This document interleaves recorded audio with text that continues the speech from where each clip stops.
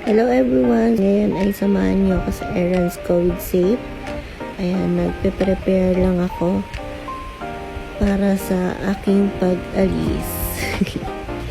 Ayan, nakikipag-chikahan pa ako dyan. Sorry na guys.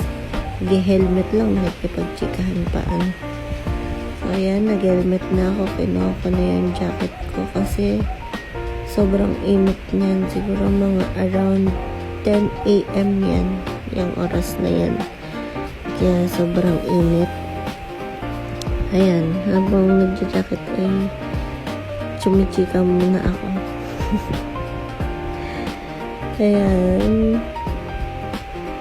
Sunod naman ay syempre kukunin natin yung bag natin dahil ang errands natin for today ay magpapa-change oil tayo at magpapa-rehistro ng motor. So, ayan. Nakasakay din ng motor. Tara na. And first stop natin, ayan, pa-change oil tayo. Pumunta ako sa kasa ng Yamaha kasi doon ko siya nakuha.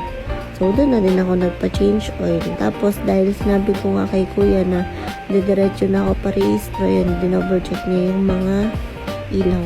So, ngayon, dahil tapos na i-check ni kuya na palitan na niya, diretso na tayo sa LTO. Ayan, una, pinasa ko yung ORC, RC Rocks, tapos nagbayad ako ng insurance. Pumunta ako sa cashier para magbayad sa emission. Ayan, ang gulo ng video ko dyan kasi nga, hindi ko na alam kung paano ko kakapitan yung helmet ko. Ang bigat kasi nun eh. So, ayan, dire-diretso na lang ako pagpasok. Tapos, ayan, naupo na ako sa may dyan sa may cashier waiting para magbayad. Ito yung mga flow nila para sa pagpapa-emission. Tapos ayan, waiting tayo dyan kasi nga around 12 PM na tayo nakarating. So ayan, bumili muna ako ng water tsaka ng snacks ko. So finally, ayan, naipasok na yung motor natin. Waiting pa rin hanggang ngayon kasi sobrang dami nang na-stock. So ayan, nakita ko lang yung quote na yan. Baka kailangan niya. Ayan, finally, nakasalang na si Safe. Ayan, at sinacheck na yung mga ilaw, yung mga, basta, yung sa emission.